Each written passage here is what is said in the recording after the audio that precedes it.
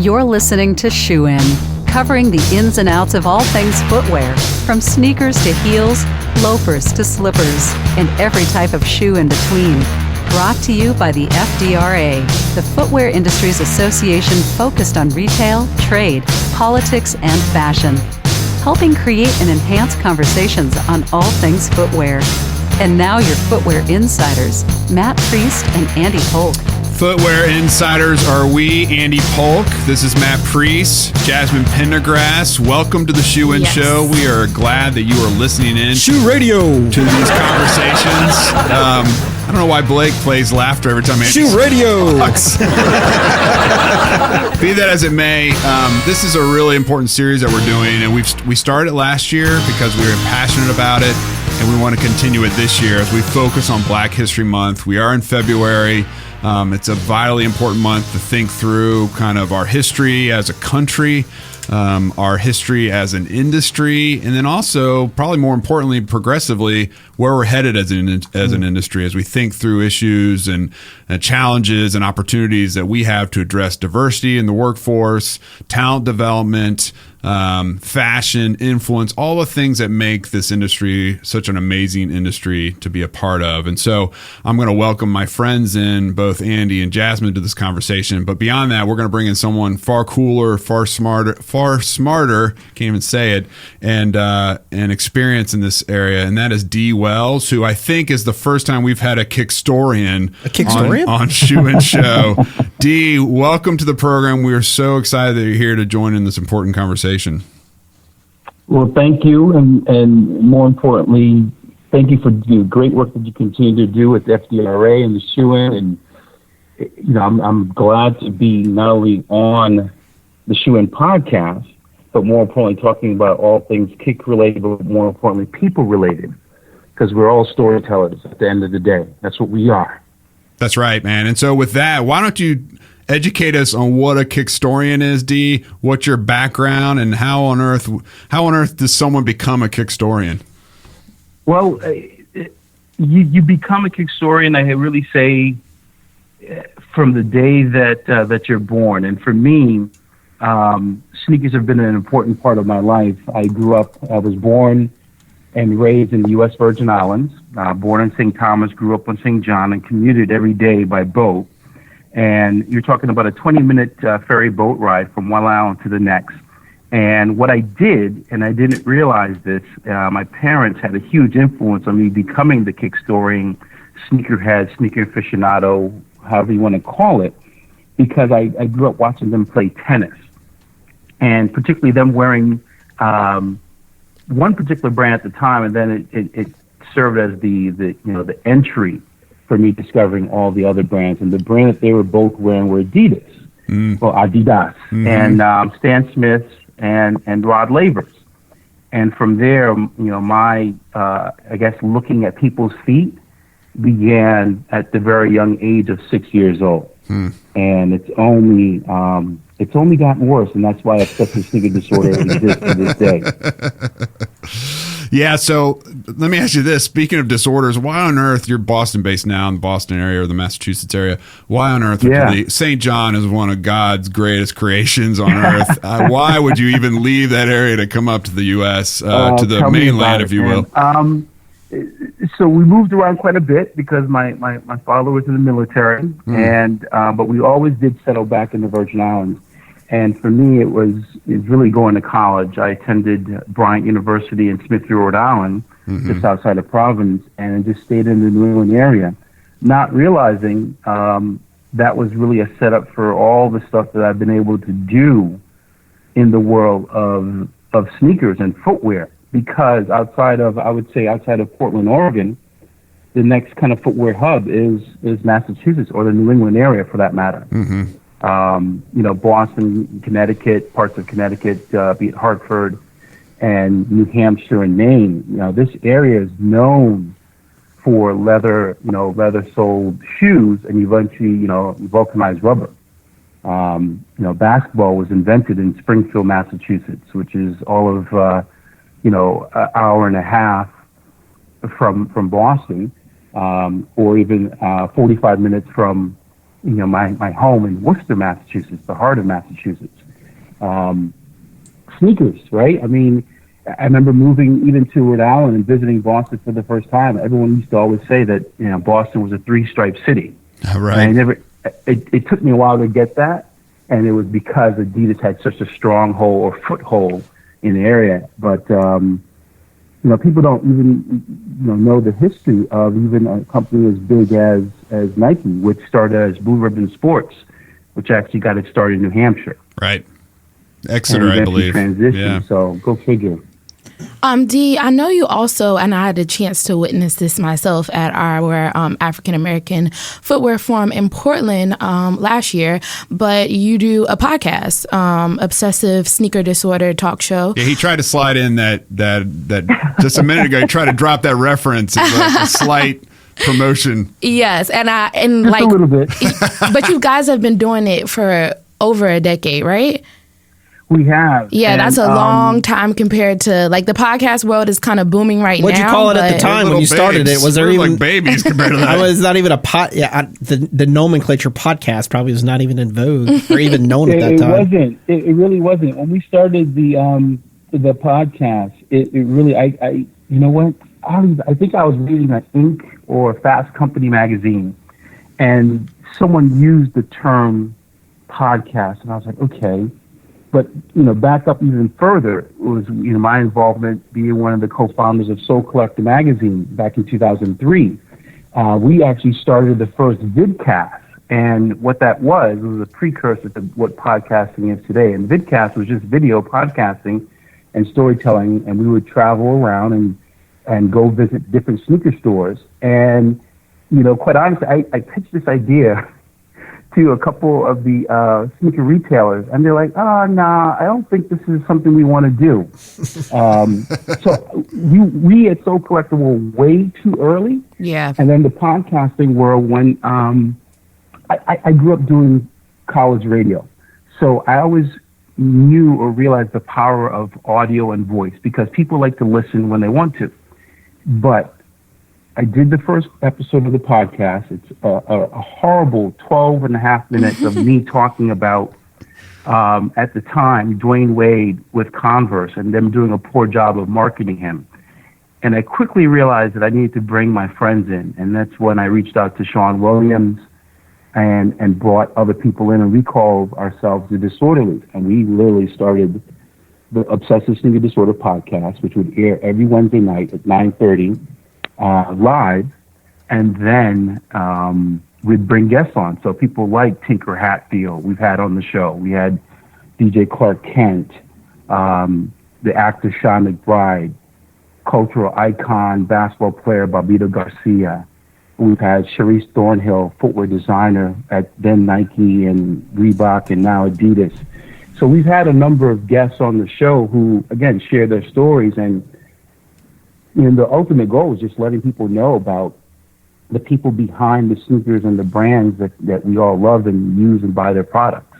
Yeah, I think because you both are so, like, well respected within the industry, like, a lot of people join you guys and they have, like, very layered and, like, important stories to tell. Do you have any, like, standout moments from all the episodes that you've done? I mean, I wouldn't ask you to, like, say what the best is because, like, some of those people are just not even comparable to each other. Like, they're great in their own right. But do you have anything that, like, kind of stands out?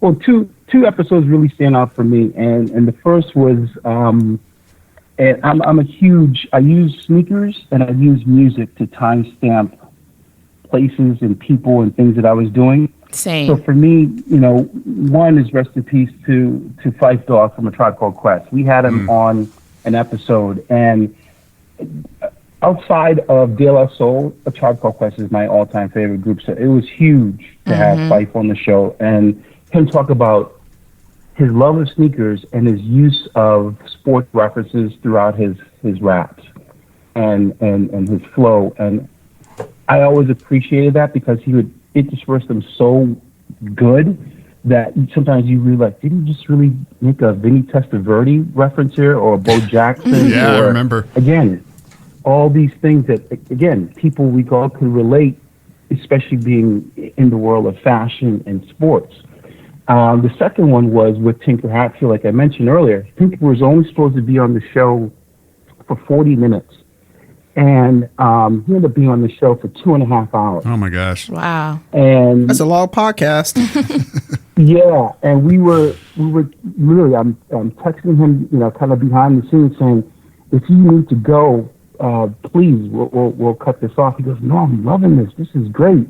And he's sharing stories about, what he designed the now known Air Raid and what he originally wanted to call it. He wanted to call it the Air Jack.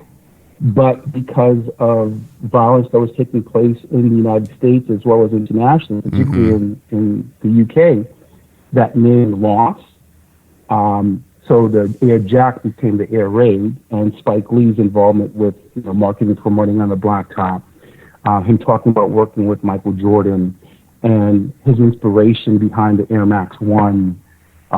Again, so many stories that we heard directly from him that we read about or we heard about elsewhere, but to hear Tinker share them, amazing. That is amazing. So those are two. That is really amazing, Dee. Two things come to mind. One, The Low End Theory and Midnight Marauders were kind of the soundtrack of my college years. Exactly. To have Phife Dawg with you and talking sneakers is awesome. Secondly, a question for you. But did you have the original Disorderlies on the Fat Boys on at any point in the podcast? Because that's one of my favorite movies from the 80s. I'm glad you see. I love this now. See, I actually got to meet Prince Marky D.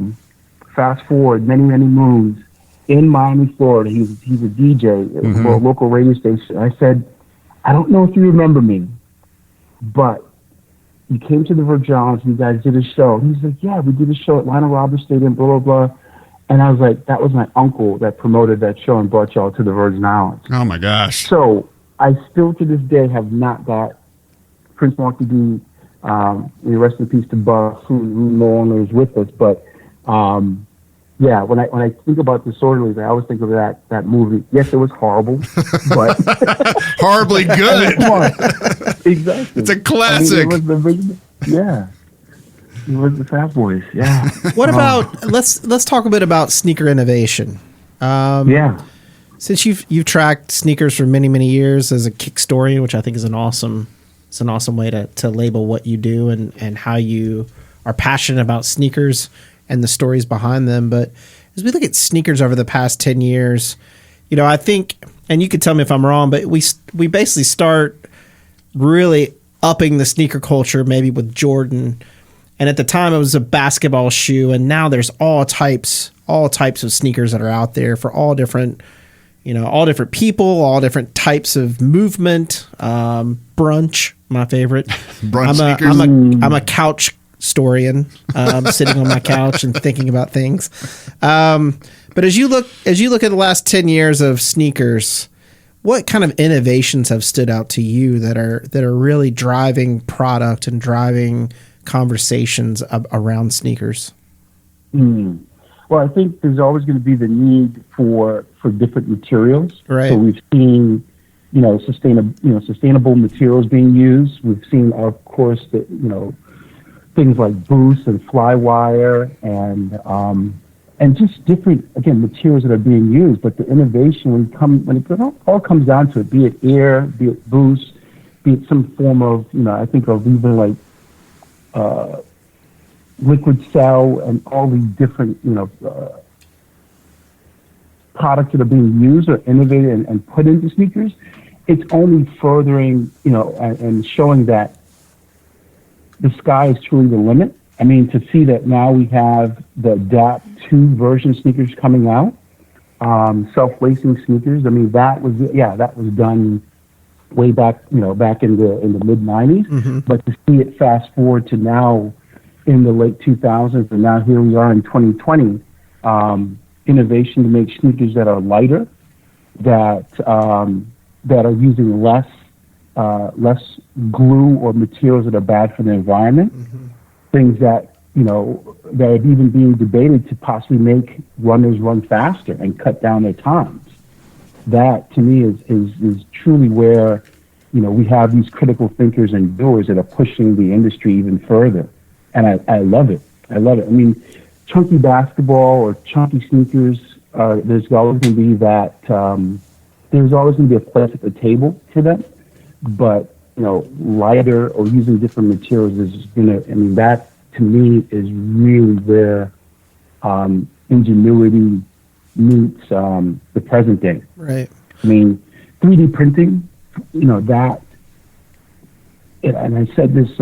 Excuse me. I said this not too long ago on a panel that I was doing with Vibram. I think that's the next thing that we really I'm really excited about seeing is where we could take a sneaker, design it, and send it to our printer, and within 4 or 5 hours, those sneakers being actually created in our home. Yeah. And a lot of people in the room looked at me like I was crazy and probably thought I was, but some of the other folks who worked at, with companies like New Balance and Puma and even Timberland were like, yeah, it's already there. I mean, we've seen Adidas do it. My I've got a pair of 3D printed shoes in my office. I can't say they're the most comfortable pair, but they're interesting. Exactly. They're super cool. What about, I have a question because myself, I'm probably the odd man out here, but I'm not a sneakerhead. I don't really, hopefully no one will throw anything at me, but I'm just not. You're good, man. You're safe. It's a safe space. Exactly. Here's my question then. Look, talking about sneaker culture, it seems so much of sneaker culture is dominated by the big players like the Nike and Adidas's, and within those the different product launches and all that. As a sneakerhead yourself, can these small emerging brands break into the conversation among all the sneakerheads? Like, what is the probability 10 years from now, Nike may still be the main player, but you're actually having an emerging class of brands that are actually in the conversation as well? I mean, is it so dominated that it's really hard to break into this sneaker culture, this obsessive sneaker culture? Or is there a possibility as the internet opens up and we see more product and there's maybe some unique stuff coming out? You know, obviously it's hard to have staying power, but what's the opportunity there for emerging brands? I think there's room at the table for emerging brands. The thing is what is the problem that those sneakers are addressing? Right. Or is it truly addressing a problem, or is it strictly a lifestyle sneaker? Right. I mean, I look at a brand that started and people thought it was a joke, and they pivoted really, really well. It was APL.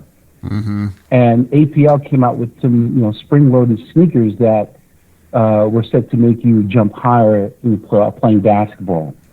And I need that. Matt doesn't. He's already 7'7". Yeah, well, I mean, Dee's tall too. Just so you know, I'm in good company. All right, we got the 101 going now. We'll find a court in DC. Back in the day when they were LA Gear was supposedly, and Karl Malone wore them. Right. They supposedly made him jump higher, but there's room at the table. You have brands like Q4 or Sneaker Project or other brands that are just kind of figuring out they're starting to crawl. They're starting like a toddler trying to get up and teeter-totter. There's room for them at the table, but there's no one that's going to overtake the big brands at this point. And the big brands, when I say that, I do mean Nike, Adidas, Puma, Reebok, like that. So I should try to sell my sneaker brand to Nike then, instead of building it basically my Polk shoe. It's very stylish. I should just sell it to Nike. Is this the barbecue shoes? No, that's different, man. I'm confused by all your shoe initiatives. I couldn't make that. I couldn't execute that project. Not yet. But it is. I mean, to your point, I think it's super important that people hear that from people in the sneaker community, that it's great to have some kind of new look and feel, but if it's just a new look and feel, there's no staying power. You actually have to solve a challenge or add value where someone else is not. Right. I mean, adding value to anything. I mean, at the end of the day, we all want to live in a world where we're surrounded by smart, caring, people that address issues or see issues, problems, and address them. And I think more and more, especially as people get older. I mean, I look at my mother's generation and others that have had problems with their hips and knees and whatnot. Once they have had, these issues, their doctors are telling them what to wear. And what are they telling them to wear? They're telling them to wear sneakers. Yeah. They're telling them to go and get, the motion control New Balance, or to get, a sneaker that again addresses anything from hammer toe to bunions. Right.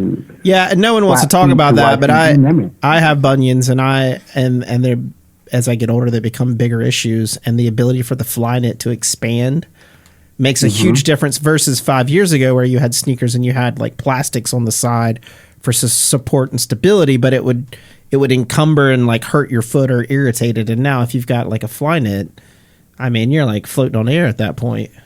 Exactly. I mean, that's only going to get better. I think as people, as these designers start thinking about, again, what are some of the issues that wearers, the consumers, that people are facing, and how do I address them, and how do I solve the problem? That's just really cool. I mean, at the end of the day, we look at sneakers as they're ubiquitous, but they do serve a great and address a number of problems. So Dee, that people have with their feet.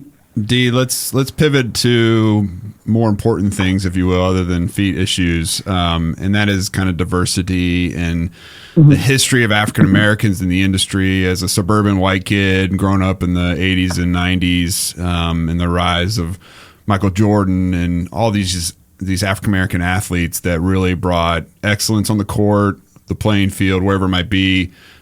Obviously amazing designs. I was a part of this kind of start of this revolution of sneaker culture.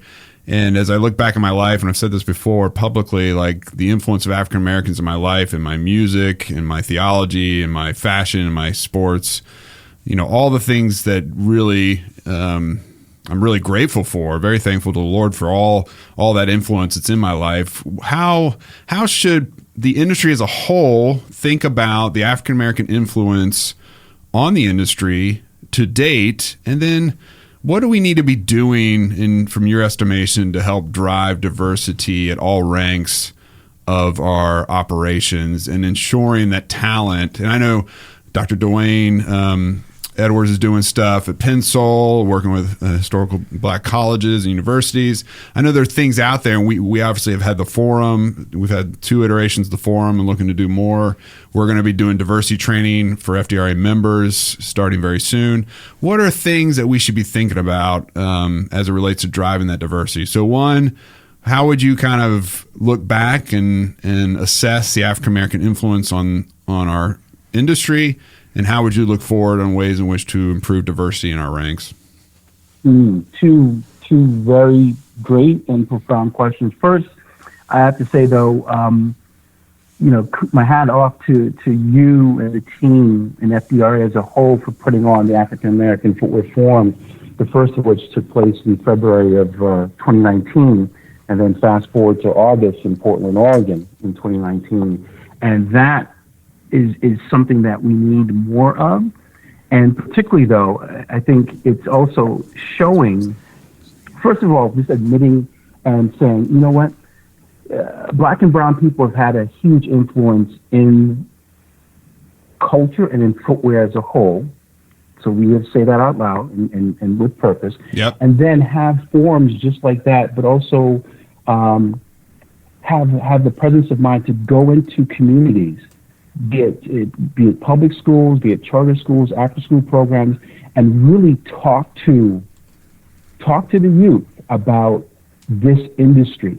And not just from, I always say, and we do this, again, through OSD and through our educational program called Social Studies, SOLECIAL, Social Studies, is to educate youth about the footwear industry and the multitude of jobs that exist. And the thing is to say, okay, you may not be able to draw and be a footwear designer, but you could be a really good marketer or public relations person. Or maybe you are in design and you get into, not only functional apparel, you can get into color and materials, you can get into footwear design. That's one of the huge things that's missing. I mean, I think about just talking about the industry as a whole. We need to certainly do a better job, and the companies need to do a better job of going into the community, going to the schools, and doing that research on the ground, and then recruiting, finding people, particularly African Americans, women, finding a diverse population, because that's only going to make that company better. But again, bringing fresh, innovative, new ideas, and again, addressing these issues, be it in footwear or in functional apparel or in color and material. That started, and again, hats off to FDRA and all of you for really having that greater conversation with, Dwayne and the whole Pencil team too, is like, this is happening. This industry has been around for, many, many years. Now more than ever, the industry needs to really do some target recruiting and marketing and sharing their own stories. The brands need to do it. Colleges, universities, a lot of colleges, universities don't even have, the ones that do have footwear design, they're teaching it from our old perspective too, so they're not being current. And again, things have changed, or things are changing so rapidly and so quickly that you have to stay up with the times too. Yeah. So that's huge. It's really, really. I mean, it's a big thing. And you have people like Wilson Smith III, the first Black male footwear designer that's touched started at Nike and has been at Nike again. Someone like him being recognized too was really a beautiful thing to see. Yeah, and I want to thank you, Dee, for being a part of both of our footwear forums, especially like having you really involved in our last one and doing the podcast breakout segment.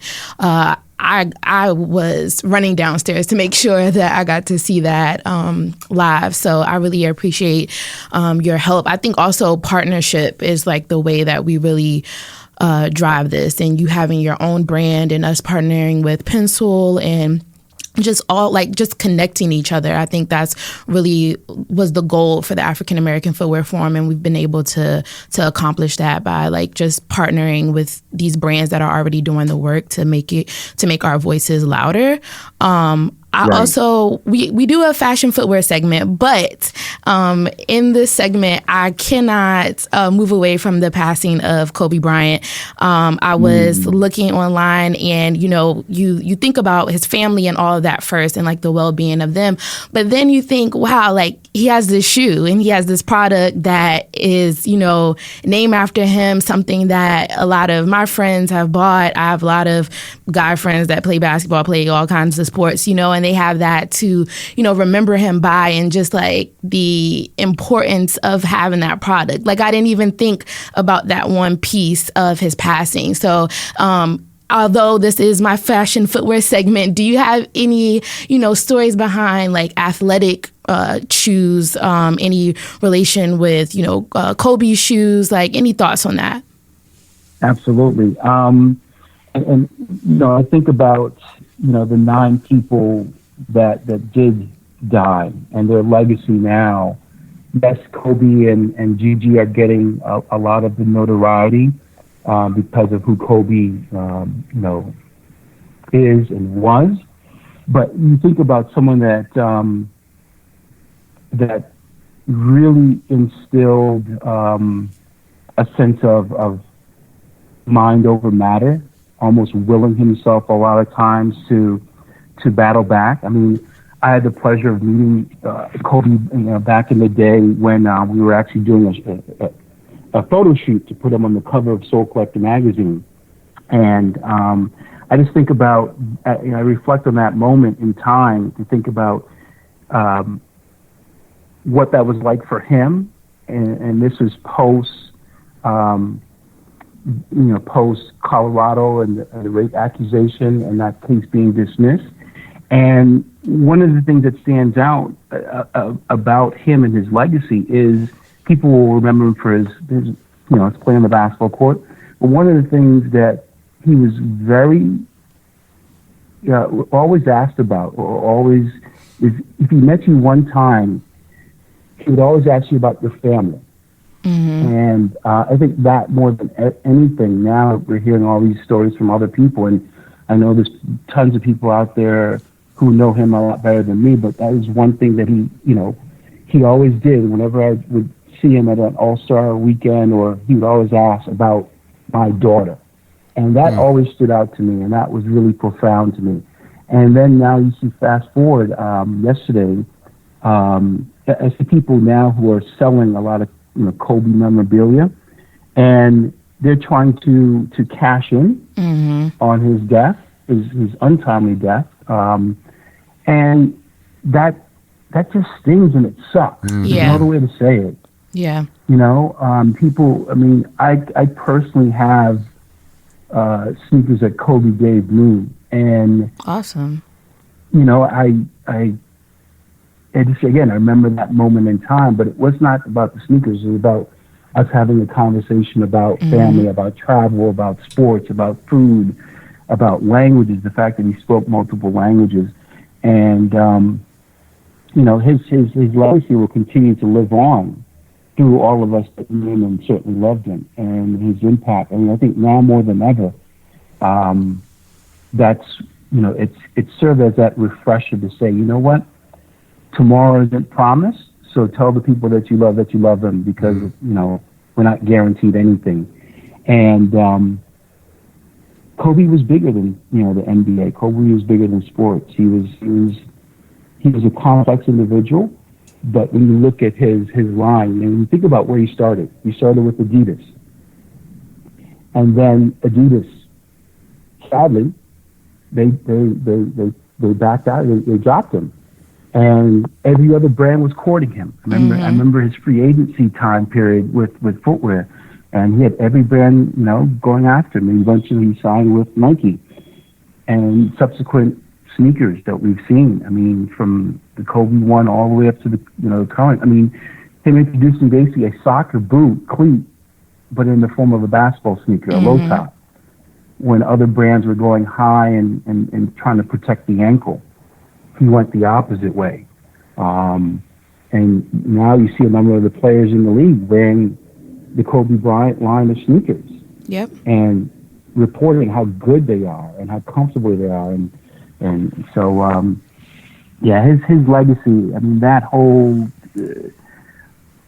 it's deep. It's layered. But I think it just, again, the fans, the people that loved him and knew him will keep his legacy alive. Yeah, absolutely. Thanks so much for joining us, Dee. Yeah, I think we found ourselves, Andy, a resident Kickstorian, the official Shoe and Show Kickstorian right there, Dee Wells. Maybe we'll do a segment with him.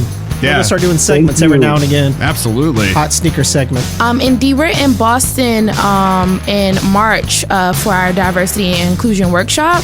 And we're also having a Brews and Shoes. So we would love for you to come on by if you're in town. I am already there. Count me in. Awesome. Thank you so much. Thank you. Folks, this is the Shoe and Show. It's the Footwear and Shoes podcast. We're covering all things footwear, especially on the business side. If you would like to be a guest on our show, or you have topics or ideas that you'd like to hear from, please drop us a line at shoeandshow.com. There's actually an icon now on our website that allows you to hit a button on your phone or on your laptop and record a voice message to us. If you have comments, we'd love to hear them. We'll play them on air and discuss them. If you have complaints, we'll delete those. But we will listen. We are on every single podcast platform known to man, thanks to our wonderful producers at Human Factor. If you have any questions, concerns, comments about the footwear industry, or need data or reports, FDRA is your industry trade association. Drop us a line at info@fdra.org. That's all the contact info. That's all the obligatory. Please give us 5-star info. Dee, can you tell your podcast again so that we can cross-pollinate conversations? Absolutely. Obsessive Sneaker Disorder, OSD on every platform. We certainly look forward to connecting with people at Dee Wells OSD on Twitter, Instagram, Facebook, you name it. Perfect. Thank you so much for joining us today, and thank you for listening. Until next time, Shoe In is out. Shoe In has been brought to you by the FDRA, the Footwear Industries Association focused on retail, trade, politics, and fashion, helping create and enhance conversations on all things footwear. For information about FDRA, Visit FDRA.org